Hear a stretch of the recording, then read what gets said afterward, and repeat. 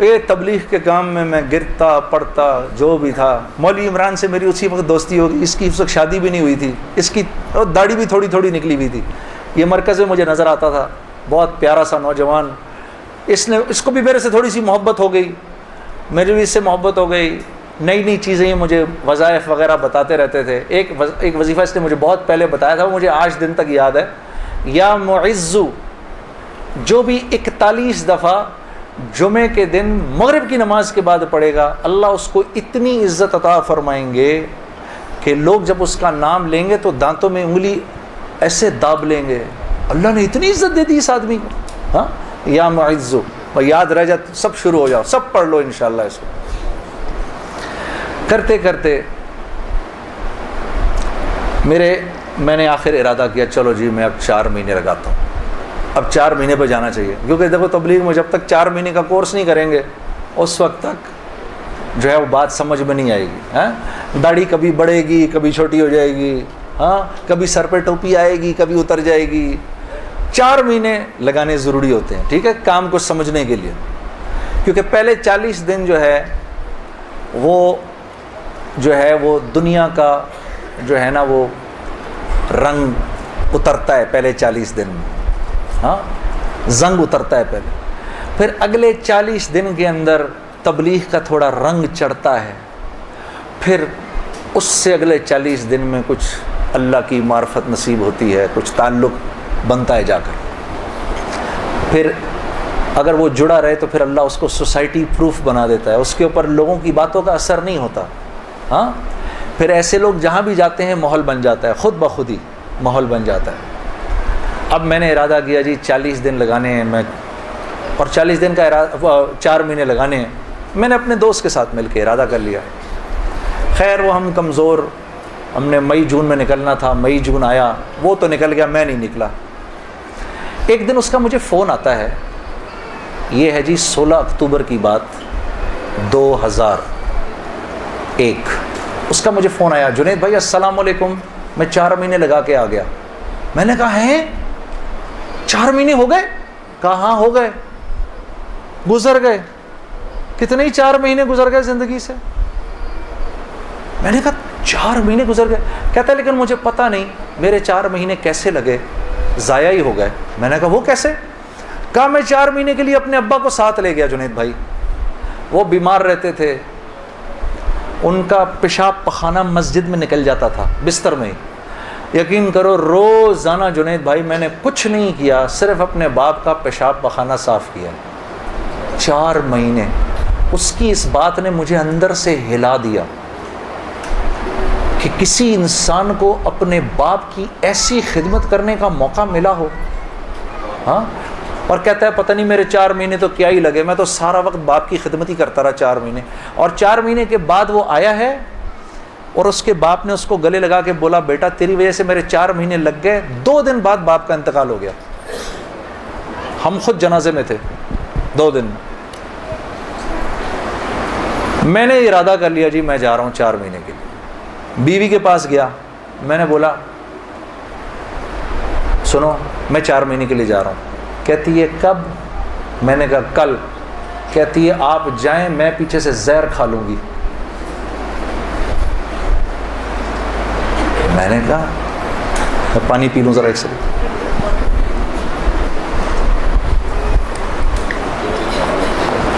میں نے کہا یار اب میں سوچ رہا ہوں یار یہ چانس لیا جائے نہ لیا جائے, موقع تو بہت اچھا ہے.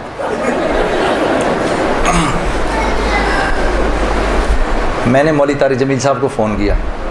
میں نے کہا مولوی صاحب بیوی کہہ رہی ہے میں نے 4 مہینے کے لیے جانا ہے, تو اگر تو گیا تو میں زہر کھا لوں گی.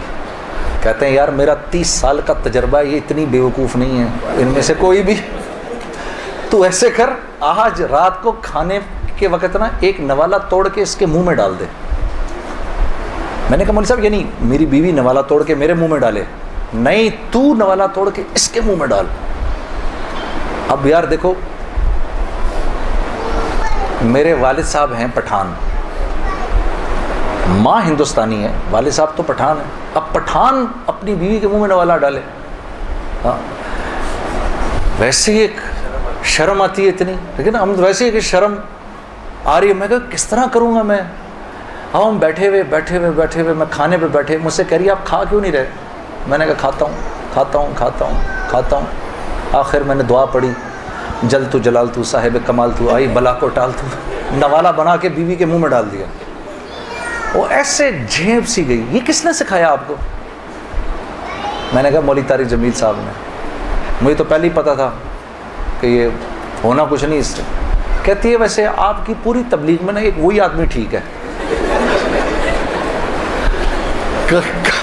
کام کیا ہے آپ کو؟ میں نے کہا یار مجھے جانے دے 4 مہینے کے لیے. پھر میری بیوی نے میرا بیگ بنایا 4 مہینے کے لیے, اور اس اللہ کی بندی کے لگے 4 مہینے, میرے تو نہیں لگے. میں تو دنیا بھر میں گھومتا رہا. اس نے میرا بیگ بنایا, اس نے میرے بچوں کو دیکھا. ہم اس وقت ایک ہی گھر میں رہتے تھے سارے. میرے ماں باپ کی خدمت اس نے کی, اس نے دیکھا ان کو. گھر کی بڑی تھی وہ, بڑی بھابھی تھی, باقیوں کو بھی اس نے دیکھا. پیسے میرے پاس نہیں تھے کیونکہ میں تو کاروبار ہی چھوڑ دیا تھا, پیسے بھی نہیں تھے.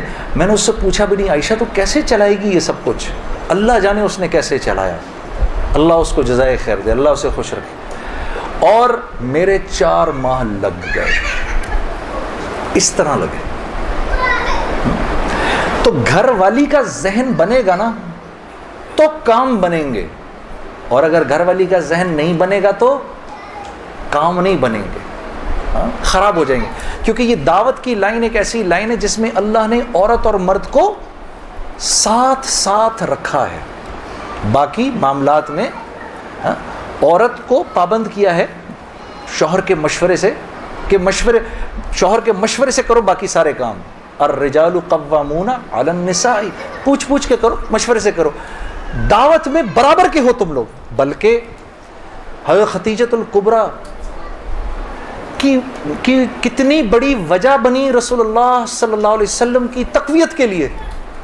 حضرت خدیجۃ الکبریٰ کتنی بڑی تقویت بنی کہ فرمایا کہ میں پتہ نہیں کتنی بڑی, میرے پہ چادر ڈال دو. یا رسول اللہ آپ گھبرائیے نہیں, آپ تو لوگوں کو کھانا کھلاتے ہیں, غریبوں کے ساتھ نیکیاں کرتے ہیں, آپ تو ضعیفوں اور مساکین کا خیال رکھتے ہیں, ان کی پاسداری کرتے ہیں, اللہ آپ کو ضائع نہیں کرے گا. تو اور ساری زندگی اور سارا مال, اپنا جتنا مال تھا وہ سارا کا سارا رسول اللہ صلی اللہ علیہ وسلم کے اس کام کے لیے لگا دیا. ویسے میں علماء کرام فرماتے ہیں, یہاں چھوٹا سا ایک نقطہ آپ کو بیان کرتا چلوں. علماء فرماتے ہیں کہ 2 خواتین دنیا کی سب سے ذہین ترین خواتین تھیں. ایک حضرت آسیہ علیہ السلام جو فرعون کی بیوی تھیں, اور دوسری حضرت خدیجۃ الکبریٰ رضی اللہ تعالی عنہا. یہ 2 سب سے انٹیلیجنٹ خواتین تھیں اپنے وقت کی. کیسے بھلا؟ کہ حضرت آسیہ کے اوپر جب فرعون نے وہ پتھر رکھے, مجھے خدا مانو, انکار کر دیا, اور جب آپ دنیا سے جانے لگیں تو آپ نے جاتے جاتے اپنے ایمان کو بچانے کے لیے اللہ سے وہ خوبصورت دعا کی. ضرب اللہ مثلا للذین آمنوا امرأۃ فرعون. اے میرے نبی قصہ سنائیے اپنی امت کی خواتین کو فرعون کی بیوی کا, کہ جب وہ دنیا سے جانے لگی, قالت رب ابن لی عندک بیتا فی الجنہ, اے اللہ تو مجھے جنت میں جگہ تو دے, وہ تو دے گا اب مجھے انشاءاللہ, لیکن اپنے قریب دینا, وہ جنت دینا مجھے جو تیرے قریب ہو. بس اب میں بہت تھک گئی ہوں, ان ظالموں سے مجھے نجات دلا. تو رسول اللہ صلی اللہ علیہ وسلم نے حضرت خدیجۃ الکبریٰ سے فرمایا جب وہ جانے لگی دنیا سے, کہ جب جنت میں جاؤ تو اپنی سوکن کو میرا سلام کہنا. کہا یا رسول اللہ میری تو کوئی سوکن نہیں. کہا نہیں, اللہ نے تجھ سے پہلے میرا نکاح آسیہ سے کر دیا تھا. تو اللہ کے قریب, سب سے قریب, اللہ رب العزت کے سب سے قریب کس کی جنت ہے؟ رسول اللہ کی. اور دوسری حضرت خدیجۃ الکبریٰ, کہ احساس ہو گیا تھا کہ میرا شوہر جو ہے وہ سچا نبی ہے, آپ چاہتی تھیں کہ قیامت تک جتنے انسان اس دنیا میں آئیں ان کی نیکیوں میں میرا اجر ضرور ہو، تو سارا مال لگا دیا. ہاں کہ سیالکوٹ کے لوگ آج جو عشاء کی نماز پڑھیں، اے اللہ مجھے اپنا اجر اس میں بھی چاہیے. تو یہ دو most intelligent women of their times. تو جب مال خرچ کرو میری بہنوں، اللہ نے آپ کو بڑے دل دیے ہیں، یہ سوچ کے خرچ کرو، یا اللہ یا اللہ یہ جو مال میں دے رہی ہوں اس سے کوئی حافظ قرآن پروان پڑ جائے، کوئی حافظ پروان چڑھے، کیا پتہ میری بہن اس کے ہاتھ پر اللہ نے ہزاروں کی ہدایت لکھی ہو، قیامت کے دن پتہ نہیں کتنا بڑا اجر ملے.